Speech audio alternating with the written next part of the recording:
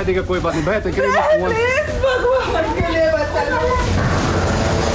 भगवान के लिए सुरक्षा बलों का ऊपर की ओर रवाना किया जा रहा है। डिप्लॉयमेंट बड़ी तादाद में है और जगह जगह पर नाके हैं।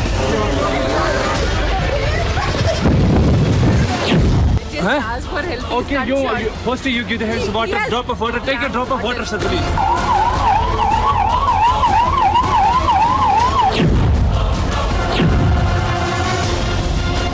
देख सकते हैं तैयारियां CRPF, SSB, Jammu Kashmir police, भारतीय सेना आज साउथ कश्मीर में डिप्लॉय है और कोशिश ये है कि जो आतंकी इस हमले में मुलव्वस है उन्हें दर्द पहुंचा जाए। और पहलगाम आतंकी हमले पर पूरे देश में गुस्सा है। बड़ी खबर पर लेटेस्ट इंफॉर्मेशन के साथ एक बार फिर है हम हाजिर। मैं हूं आपके साथ सुरभि शर्मा, मेरे साथ है मेरे सहयोगी करुणा शंकर। स्टूडियो में एक्सपर्ट्स हमारे साथ मौजूद हैं क्योंकि 26 लोगों की बेरहमी से हुई हत्या ने पूरी दुनिया को हिलाकर रख दिया है और अमेरिकी राष्ट्रपति ट्रंप से लेकर पुतिन तक, की स्टामर से लेकर मलोनी तक, सबने इस आतंकी हमले की कड़ी निंदा की है। भारत के साथ खड़े होने की बात भी कही है। वहीं प्रधानमंत्री मोदी जो 2 दिन के सऊदी अरब के दौरे पर थे, वो अपना दौरा छोटा कर भारत लौट आए हैं। और देखिए आते ही कैसे प्रधानमंत्री एक्शन में आ गया और कैसे उन्होंने बीच रास्ते से पाकिस्तान को कड़ा संदेश दिया है, ये हम आपको बताएंगे। टीवी9 के तमाम रिपोर्टर्स दिल्ली से लेकर पहलगाम तक और श्रीनगर से लेकर ग्राउंड जीरो तक हर अपडेट आपको हम लगातार पहुंचा रहे हैं। लेकिन सबसे पहले इस वक्त की 10 बड़ी अपडेट क्या है, ये आपको बता देते हैं। करुणा, उससे पहले ग्राउंड रियलिटी जो हमारे सहयोगी दिखा रहे हैं, एक और सबसे बड़ी खबर है क्योंकि हमले की जगह पर गृह मंत्री जाएंगे। अब पहलगाम में जिस जगह पर आतंकी हमले को अंजाम दिया गया, उसी जगह पर गृह मंत्री जाएंगे। ये इस वक्त की एक और सबसे बड़ी खबर है। और आज पहलगाम में आतंकी हमले की जगह और उसके नजदीक जो हालात हैं, वहां पर क्या इस वक्त सिचुएशन है, हमारे तमाम सहयोगी हमें अपडेट करते आए हैं। बड़ी खबरों पर लेटेस्ट इंफॉर्मेशन अब और आपके सामने। तो पहलगाम में आतंकी हमला, सबसे पहले आपको फटाफट ये बता देते हैं कि अभी तक की अपडेट क्या है और इसकी डिटेल खबर आपको हम लगातार बता रहे हैं, आगे आपको बताएंगे। हर खबर पर हमारे रिपोर्टर आपको डिटेल्स देंगे। अभी तक की अपडेट आप फटाफट जानिए। पीएम मोदी सऊदी अरब का दौरा छोटा करके भारत लौट आए। विमान से उतरते ही एनएसए अजीत डोवल से उन्होंने पूरी जानकारी ली है इस हमले को लेकर। एयरपोर्ट पर ही प्रधानमंत्री ने हाई लेवल बैठक की है। चौथी बड़ी अपडेट क्या है, बैठक में एनएसए के साथ विदेश मंत्री, विदेश सचिव मौजूद थे। जद्दा से लौटते हुए प्रधानमंत्री ने पाकिस्तान सरकार को कड़ा संदेश दे दिया है। पाकिस्तान के एयर स्पेस का प्रधानमंत्री ने इस्तेमाल भी नहीं किया, यह भी आपको बता दें। हमले में अभी तक 26 लोगों की मौत की पुष्टि हो गई है। आतंकी हमले की जांच के लिए एनआईए की टीम पहुंच चुकी है। खुद गृह मंत्री अमित शाह ने अस्पताल में घायलों से जाकर मुलाकात की है। और 10वीं बड़ी अपडेट क्या है, हेलीकॉप्टर से पूरे इलाके में सर्च ऑपरेशन इस वक्त किया जा रहा है। पहलगाम में आतंकी हमले को लेकर एक बड़ी खबर, जहां पहलगाम आतंकी हमले पर सूत्रों से एक और सबसे बड़ी खबर यह सामने आई, जहां हमले की कमान पाक आतंकवादी के हाथ में थी। हमले में लगभग 6 आतंकवादी शामिल थे। साथ ही आतंकवादियों के पास AK-47 जैसी राइफल भी थी। अब इस पूरे मामले पर जिस तरीके से आतंकी हमले को लेकर बड़े खुलासे हुए हैं, करुणा शंकर मेरे सहयोगी आपके सामने एक और बड़ी इंफॉर्मेशन रखेंगे। उससे पहले ये वो तस्वीर जहां हमले को अंजाम दिया गया, ये वो तस्वीर जहां टूरिस्ट को टारगेट किया गया, ये उस जगह की तस्वीर है जहां पर रोते बिलखते लोग नजर आए। और बड़ी खबर ये कि लगभग 6 आतंकी शामिल थे। आतंकियों के पास AK-47 जैसी राइफल भी थी। करुणा, तो आप देखें अत्याधुनिक का जो AK-47 राइफल का आतंकियों के पास होना, बहुत गहरी साजिश। पहलगाम आतंकी हमले पर टीवी9 का बड़ा खुलासा आपको बताएं। हमले की कमान पाक आतंकी के हाथ में थी, जो जानकारी है। हमले में कम से कम एक विदेशी आतंकी भी शामिल है, जो खबर मिल रही है। आपस में संपर्क करने वाले उपकरण भी उनके साथ बाकायदा थे। हमले में लगभग 6 आतंकी शामिल थे, जो जानकारी आ रही है। आतंकियों के पास AK-47 जैसी राइफल, अत्याधुनिक राइफल थी। आतंकियों ने पहले रेकी भी की थी। सुरभि, बिल्कुल। और त्रिपाठी सर, ये तस्वीरें जिस तरीके से सामने आ रही हैं, बड़े खुलासे हो रहे हैं और ये साफ हो गया जो बात आतंकियों को लेकर चश्मदीदों ने भी कही थी कि उनके पास AK-47 जैसी राइफल थी और दनादन लोगों को उन्होंने अपना शिकार बनाया। त्रिपाठी सर, बिल्कुल सुरभि, देखिए जितने आतंकवादी हैं ये आजकल बिल्कुल मॉडर्न इक्विपमेंट इस्तेमाल कर रहे हैं, चाहे वो कम्युनिकेशन के लिए है या जो हथियार उनके पास है। AK-47 तो लगभग हर एक आतंकवादी लेकर के आता है और सबके पास है, और नया पुराना मॉडल नहीं, नया लेके आता है और वो गोलियां बरसा देता है।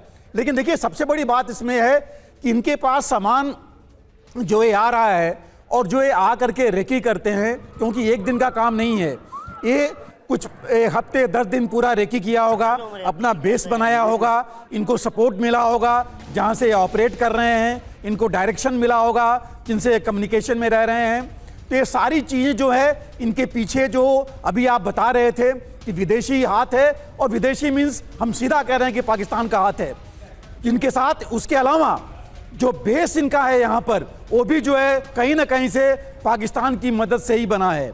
तो ये बहुत ज़रूरी है कि ये बेस को ख़त्म किया जाए जो हमारे कश्मीर के अंदर है, पाकिस्तान का बेस, और पाकिस्तान के अंदर जो बेस है। बिल्कुल सर, और इस बीच जिस तरीके से इनके बेस और किस तरीके से ये कांटेक्ट में रहे, उसको लेकर बड़े खुलासे हुए हैं। फिलहाल हमले का एक और नया वीडियो, क्योंकि वीडियो में फायरिंग की आवाज कैसे सुनाई दे रही है, ये तस्वीर अब आपके सामने। वीडियो में भागते नजर आ रहे हैं लोग। जरा इन तस्वीरों को देखिए और इन तस्वीरों के आधार पर उस वक्त के मंजर की एक और गवाही।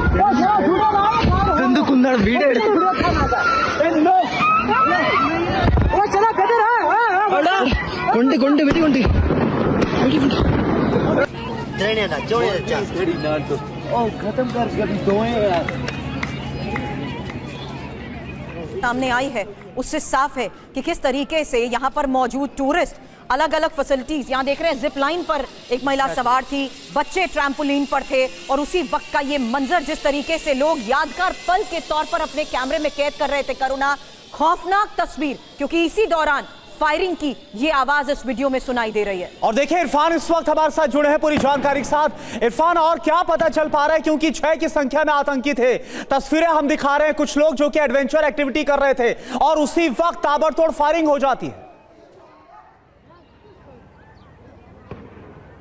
देखिए कोरोना, हम लगातार कह रहे हैं कि आतंकियों की संख्या जो थी वो 4 से ज्यादा थी, क्योंकि जिस तरह का अटैक और जिस तरह का पैटर्न दिख रहा है।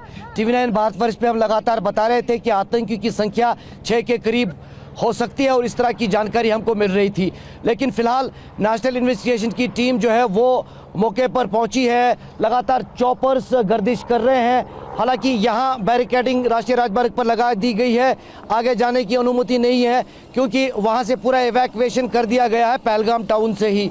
और यहाँ से ठीक कुछ ही दूरी पर बैरसन का इलाका है जहाँ पर हमला हुआ है, वहाँ से चलकर ऊपर जाना है, तब जाकर वहाँ घटना स्थल पर पहुँच सकते हैं। फिलहाल तैयारी है, देश के गृह मंत्री लेफ्टिनेंट गवर्नर मनोज सिन्हा और अन्य जो ऑफिसर्स हैं वो घटना स्थल पर पहुँचे, उसके लिए तमाम तैयारियाँ की गई हैं। रास्ते पर आरओपीज और सेना के साथ साथ जम्मू कश्मीर पुलिस और अन्य सुरक्षा बल को तैनात किया गया है और कॉम्बिंग ऑपरेशन लगातार जारी है। अभी मैं सुन पा रहा हूं लगातार चॉपर्स की गर्दिश सुबह से ही हो रही है और जगह जगह पर आप देख सकते हैं इसी तरह सीआरपीएफ जम्मू कश्मीर पुलिस के जवान तैनात है और वो तमाम गतिविधियों पर नजर बनाए हुए हैं। ये सटीक तस्वीरें आपको मैं पहलगाम रोड से दिखा रहा हूँ। ठीक यहाँ से कुछ ही किलोमीटर की दूरी पर फिर जो वारदात की जगह है वहां तक पहुंच सकते हैं। कोशिश TV9 भारतवर्ष कर रहा है। सिक्योरिटी यहाँ पर है, वो सीधी तस्वीर दिखा रहे हैं हमारे सहयोगी। लेकिन अब पहलगाम में जहां पर आतंकियों ने हमले को अंजाम दिया,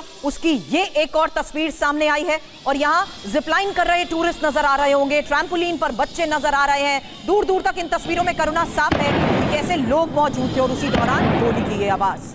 बिल्कुल, और देखिए आपको समझ में आएगा कैसे जो लोग हैं उनको अंदाजा भी नहीं था और अचानक से उन पर हमला हो जाता। देखिए आप जरा।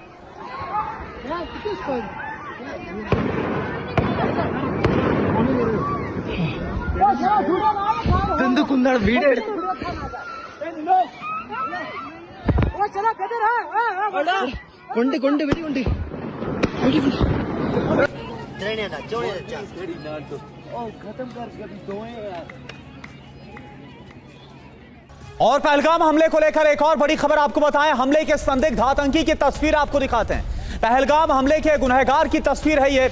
आतंकी के हाथ में हथियार दिख रहा है, ये देखिए आप। ये संदिग्ध है जो बताया जा रहा है कि 6 की संख्या में आतंकी थे। उनमें से एक आतंकी के बारे में ये बताया जा रहा है, उसकी तस्वीर कैमरे में कैद हुई और आप देख पा रहे हैं उसके हाथ में ये बंदूक भी नजर आ रही है और जानकारी आ रही कि AK-47 राइफल से ये सभी लैस थे, अत्याधुनिक राइफल के साथ ये लैस थे। और देखिए हमारे साथ तमाम जो खास मेहमान हैं वो जुड़े हुए हैं। मैं कमर आगा साहब आपसे जानना चाहूंगा, जिस तरह से ये नजर आ रहा है पूरी फुल प्रूफ प्लानिंग के साथ ये सभी आतंकी आते हैं, अत्याधुनिक हथियार इनके पास है। एक आतंकी की तस्वीर दिखा रहे, हाथ में उसके AK-47 राइफल नजर आ रही है। देखिए ये सब इनके पास बहुत सोफिस्टिकेटेड वेपन्स हैं। कुछ इनको अफ़गानिस्तान से हाथ में लग जाते हैं, पाकिस्तान मैनेज कर लेता है, वहाँ से दे देता है ताकि उसके ऊपर ब्लेम ना आए। अमेरिकन वेपन्स होते हैं, कुछ पाकिस्तान सेना इनको देती है, चाइना के बने हुए इनके पास होते हैं लेटेस्ट वेपन्स। फिर ये काफ़ी ट्रेनिंग इनको मिलती है इनके इस्तेमाल करने की।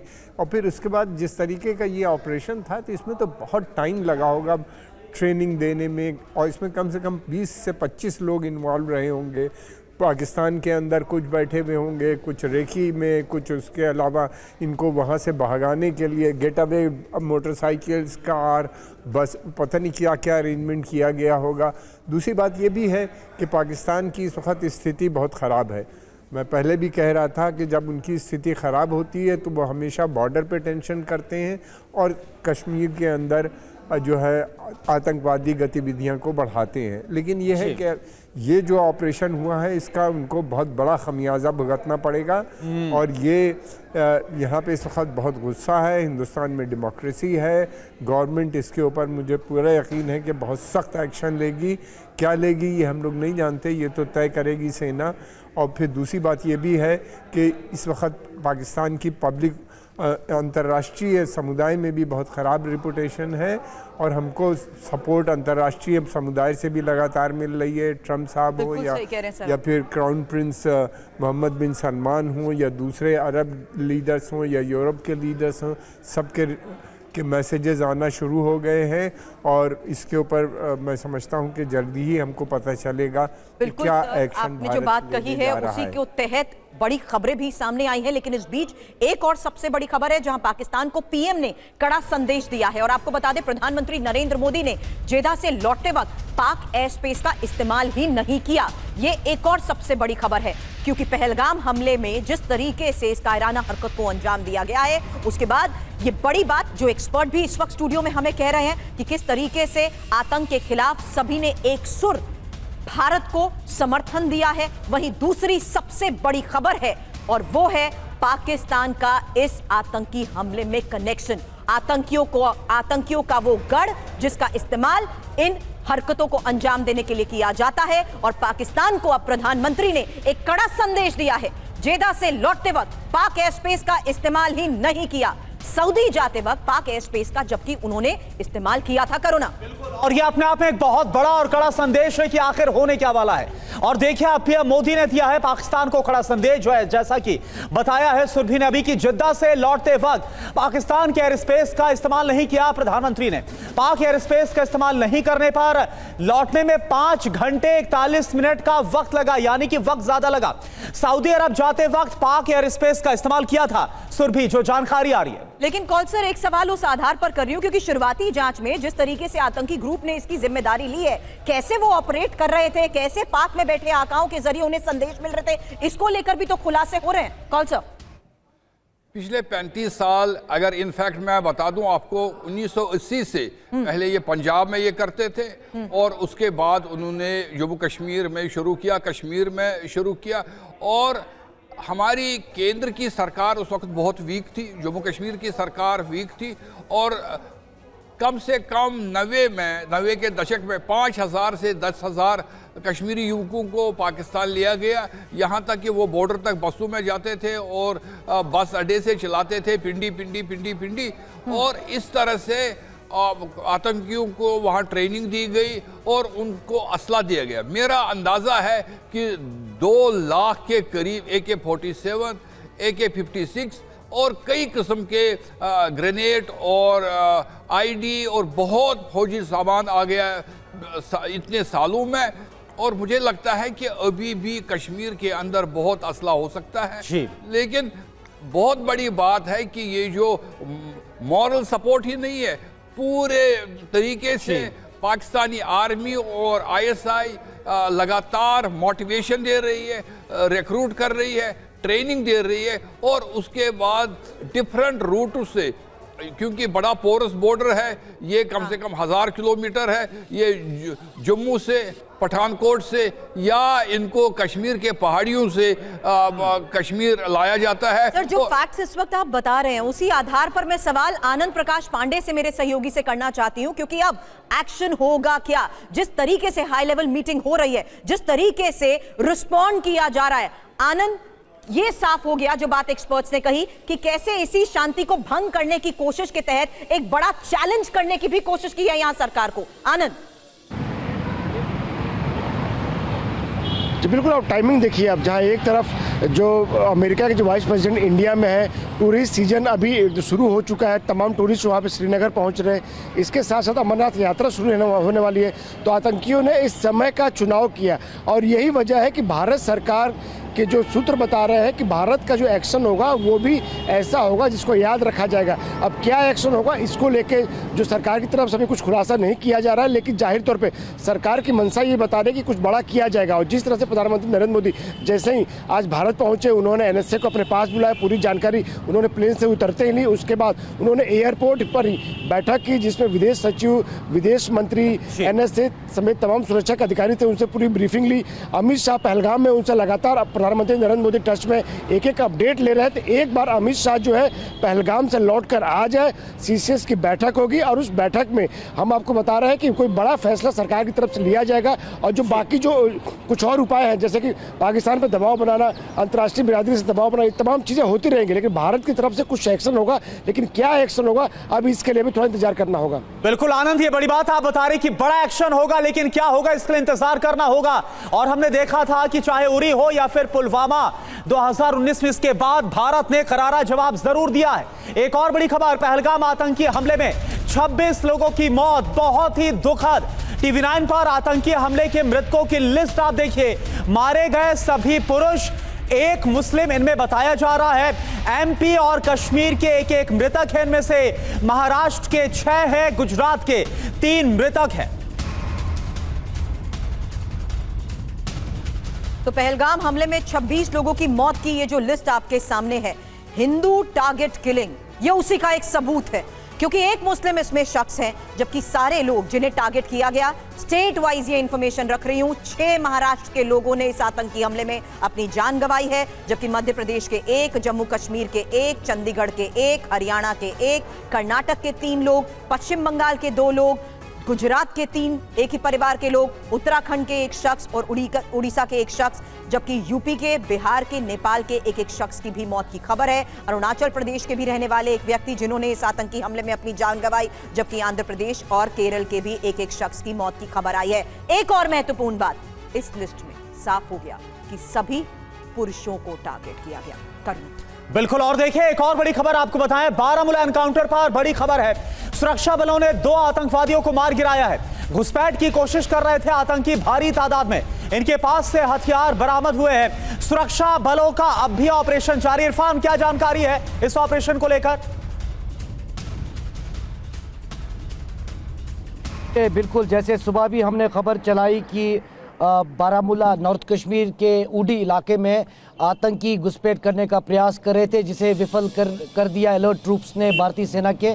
लेकिन उसके बाद वहां पर कुछ देर फायर फाइट चला, यानी गन फाइट शुरू हुआ, जिसमें फिलहाल 2 आतंकी मारे गए हैं। बड़ी कामयाबी सुरक्षा बलों के लिए, क्योंकि लगातार जिस तरह जम्मू रीजन से भी खबरें आ रही है कि वहां पाकिस्तान की तरफ से सीज फायर का उल्लंघन किया गया, दूसरी तरफ उडी north Kashmir line of control में घुसपैठ का प्रयास, और जिसमें 2 आतंकी मारे गए हैं।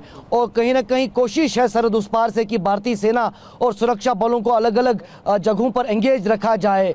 उसके चलते एक तरफ घुसपैठ और दूसरी तरफ सीज फायर का उल्लंघन, क्योंकि जिस तरह पहलगाम अटैक को भारतीय सेना और सुरक्षा बलों ने सीरियस लिया है और जवाबी कार्रवाई की तैयारी है, उसके चलते पाकिस्तान और पाकिस्तान बेस्ड आतंकी संगठनों की ये साजिश है, जिसे नाकाम किया गया। लाइन ऑफ कंट्रोल उडी में 2 आतंकी मारे गए हैं। बिल्कुल, लेकिन इस पूरे टेरेन में जिस तरीके से ऑपरेशंस को अंजाम दिया जा रहा है, कितनी बड़ी ये चुनौती भी है। त्रिपाठी सर, सवाल आपसे करूंगी, उससे पहले एक और बड़ी खबर है, क्योंकि एनआईए की टीम अब पहलगाम पहुंच चुकी है और पहलगाम में ही घटना वाली जगह पर पहुंची टीम को लेकर इस वक्त ये सबसे बड़ी खबर है। आपको बता दें, एनआईए टीम घटनास्थल का निरीक्षण कर रही है। तो अलग अलग जगहों पर जारी ऑपरेशन, वहीं पहलगाम में घटना वाली जगह पहुंची एनआईए की टीम को लेकर इस वक्त एक और सबसे बड़ी खबर है। घटनास्थल का निरीक्षण कर रही है टीम, और एनआईए की टीम जिस तरीके से आगे इस पूरे मामले में इन्वेस्टिगेशन का दायरा बढ़ा रही है, जाहिर सी बात है ये वो इंपॉर्टेंट जगह है जहां पर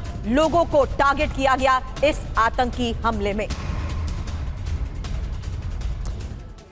और देखिए, एक बहुत बड़ी अपडेट आपको बता दें कि हमले वाली जगह है पहलगाम में, जहां पर हमला हुआ वहां पर खुद गृह मंत्री अमित शाह जाएंगे, जो खुद इस वक्त जम्मू में मौजूद हैं। पहलगाम में हमले वाली जगह का दौरा करेंगे।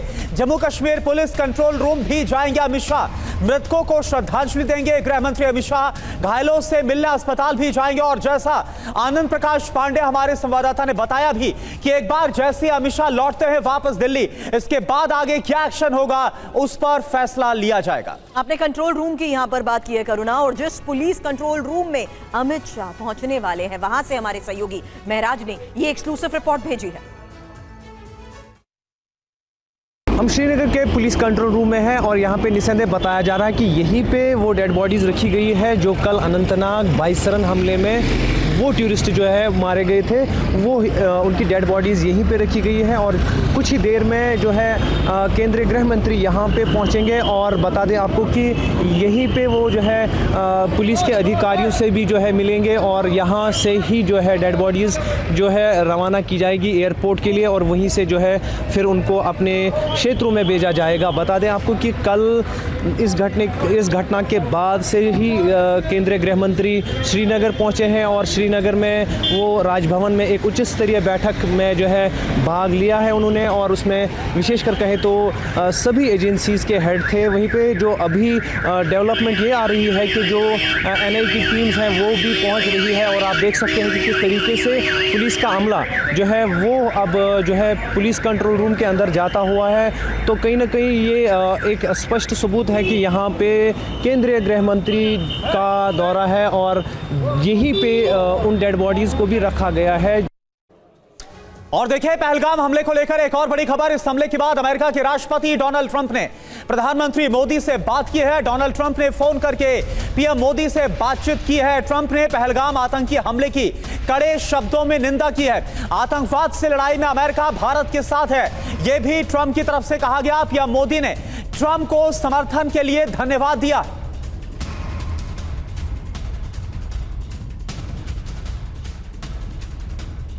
पहलगाम में हमले को लेकर जिस तरीके से चश्मदीदों के जरिए बड़े खुलासे हो रहे हैं, फिलहाल दुनिया ने क्या कहा, ये इंफॉर्मेशन। अमेरिका के राष्ट्रपति डोनाल्ड ट्रंप आतंकवाद के खिलाफ भारत के साथ, प्रधानमंत्री मोदी और भारत को पूरा समर्थन।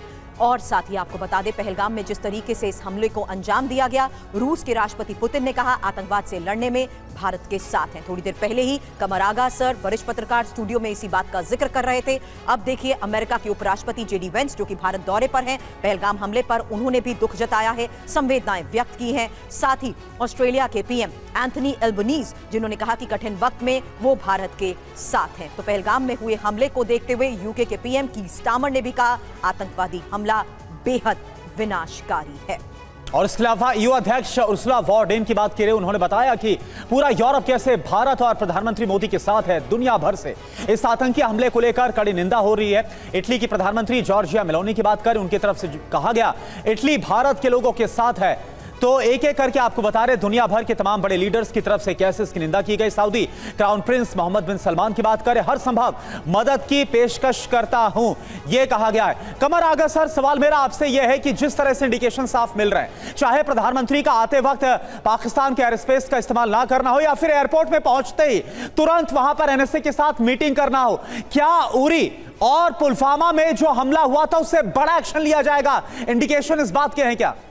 अब मैं समझता हूँ कि बहुत मैसिव डिप्लॉयमेंट होगा फोर्सेस का बॉर्डर के ऊपर।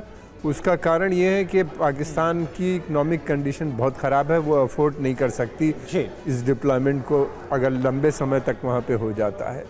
दूसरी बात ये, जो भी एक्शन होगा, एक तो मिलिट्री वाला एस्पेक्ट होगा, दूसरा ये होगा कि इस तरीके के ऑपरेशंस होंगे कि जिससे पाकिस्तान की मैं समझता हूँ कि जो इकनॉमी है उसको भी बहुत बड़ी क्षति पहुँचेगी।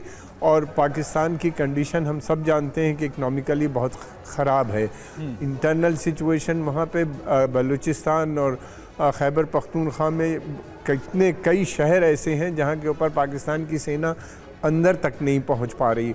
और वो उसी वजह से एक कारण ये भी है कि अपनी अटेंशन को डाइवर्ट करने के लिए उन्होंने ये इतना बड़ा ऑपरेशन किया भारत के अंदर, ताकि अपनी जनता को वो बता सकें कि भाई सेना जो भारत से ख़तरा है, दोबारा यूनाइट हो और भारत से लड़ना है। तो इस तरह की वो जो पुरानी तरकीबें हैं करते हैं, मुझे नहीं लगता कि अब उनको इसमें कामयाबी मिलेगी। एक चीज़ मैं यहाँ पे और कहना चाहूँगा, पाकिस्तान की सेना की छवि पाकिस्तान के अंदर स्वयं बहुत ख़राब है।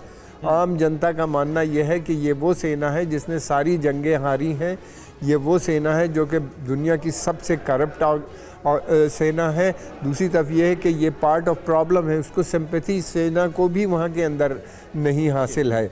अब वो दोबारा से कोशिश कर रहे हैं, मुझे नहीं लगता कि उसमें साबित हो। भी दूसरी बात ये भी है कि पाकिस्तान के जो कट्टरपंथी धार्मिक संस्थाएं हैं जो सेना को लिजिटिमेसी देते हैं, जो सेना को हमेशा सपोर्ट करते हैं, उनका भी सपोर्ट बेस काफ़ी श्रिंक हो चुका है।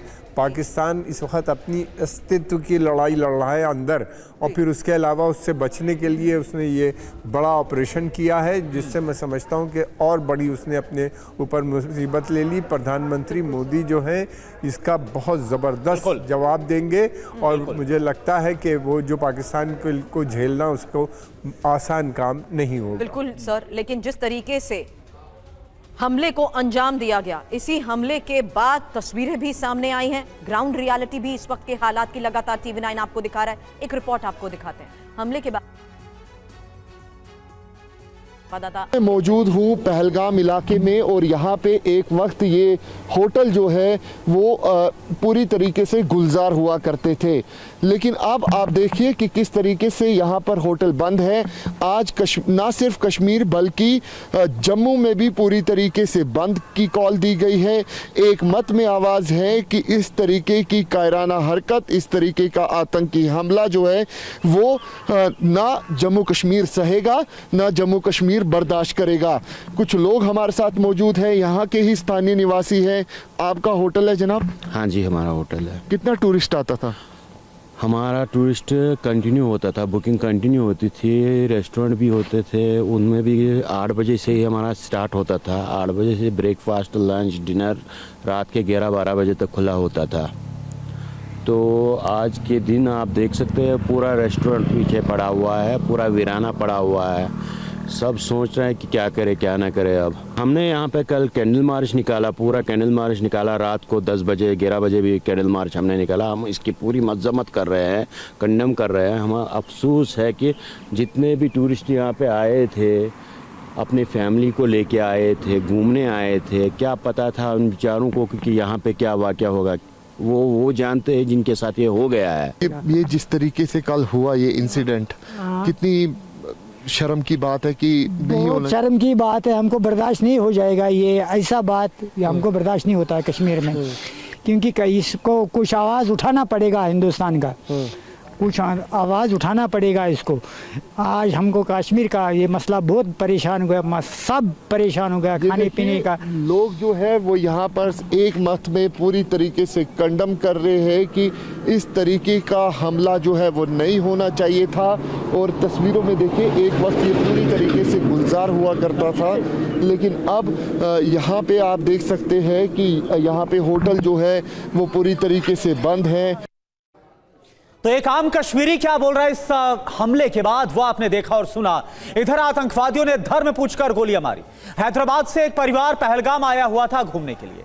पत्नी के सामने ही आतंकियों ने पति को गोलियों से भून डाला। रोती बिलखती महिला ने भारतीय जवान को अपनी आप बीती बताई।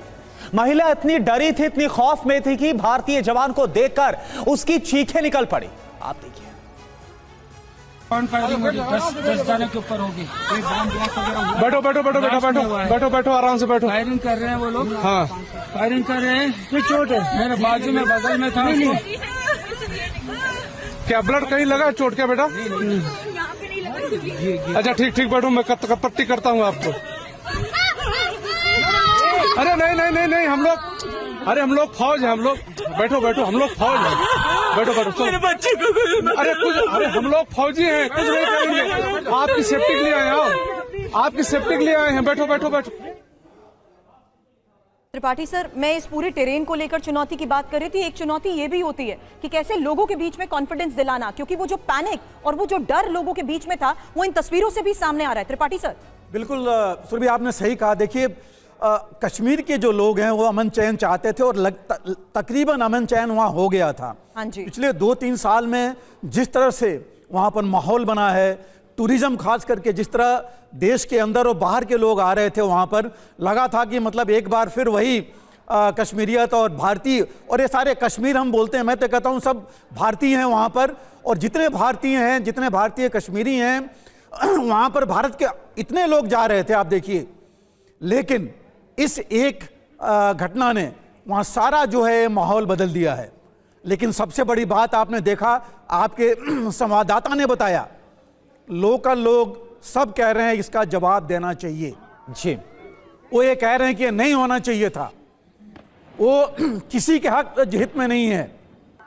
तो ये जो चीज़ आ रही है, और सेना के लोग देखिए हैं इसीलिए मदद करने के लिए। लोगों को विश्वास है सेना पर और हमेशा रहेगा, और सेना इसी को लेके चलती है, लोगों के विश्वास को। उनके विश्वास को वही है जो उनको आगे बढ़ने पर, गोलियों के सामने जाने पर भी वो कभी सोचते नहीं है दूसरी बार। लेकिन ये जो घटना हुई है, इसको रोकना पहली बात बहुत ज़रूरी है। और जो कश्मीर के हिस्से हैं वहाँ पर ये नहीं हो, वो देखना जरूरी है। सिक्योरिटी ग्रिड बनाना जरूरी है, और लगातार निरंतर ये ग्रिड बनी रहनी चाहिए। ये जो ऑपरेशन से चलनी चाहिए, और अगर जरूरत पड़े तो 1998 की तरह जो ऑपरेशन सर्प विनाश चला था, उस तरह का ऑपरेशन अगर चाहिए, दोबारा चलाने की जरूरत है तो चलाना चाहिए। बिल्कुल डीएस त्रिपाठी सर, ये आपने बहुत बड़ी बात बोली कि अब वक्त आ गया है इस आतंकवाद के संपूर्ण विनाश का, एक्शन का। महराज जिस वक्त हमारे साथ है, महराज कलेजा चीर देने वाली तस्वीरें हैं। पूरी तस्वीर हम दिखा भी नहीं पा रहे, इस कदर वहां से रोती बिलखती तस्वीरें आ रही है। जैसा डीएस त्रिपाठी सर बोल रहे हैं कि वक्त है और सेना पर पूरा विश्वास है। एक एक खून का जो कतरा वहां गिरा है, एक एक आंसू जो वहां पर गिरे हैं, उसका बदला लिया जाएगा।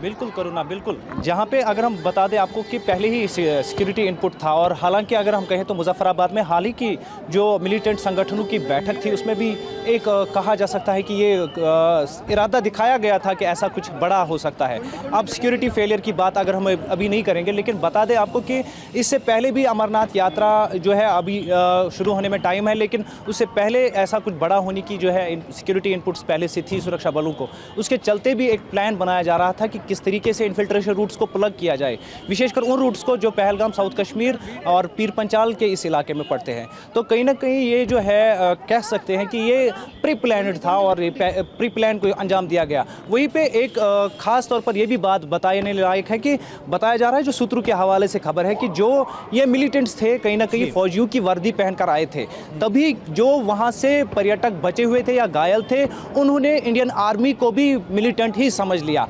इसलिए ये अगर हम कहें जब इंडियन आर्मी ने अपना स्पष्ट एंगल किया तब उसके बाद हम कह सकते हैं कि जो वहाँ पे घायल पर्यटक थे, डरे सहमे पर्यटक थे, उन्होंने राहत की सांस ली जब वहाँ पे वर्दीपोश उनसे कहा कि हम इंडियन आर्मी है, हम आपकी सुरक्षा के लिए यहाँ पे हैं। तो निसंदेह अब आहिस्ता आहिस्ता चीज़ें साफ हो रही है और अब एनआईए की टीम भी वहाँ पे पहुँच रही है, जो खंगालेगी कि कहाँ से जो है हमलावर आए थे, किस डायरेक्शन में वो चले गए, कौन सा रूट जो था उन्होंने पकड़ा, किस माध्यम से वो वहाँ पे पाए। बता दें आपको, बैसरन वैली जो है वहाँ पे खाली पोनी के माध्यम से पहुँचा जा सकता है, क्योंकि वहाँ पे 4 व्हीलर पहुँचना बहुत मुश्किल है। तो निसंदेह एनआईए ये सब तथ्य जो है वो खंगालने के लिए जाएगी। वहीं पे अगर हम बता दें, अभी पीसीआर में जो है वो इन पर्यटकों के जो है परिवार भी लाए गए हैं, जो कि इस कह सकते हैं कि इस बड़ी घटना में मारे गए हैं, और ये परिवार यहीं पे इनको जो है इनके परिजनों की लाशें जो है सौंपी जाएगी और उसके बाद इनका अपने राज्यों की ओर भेजा जाएगा।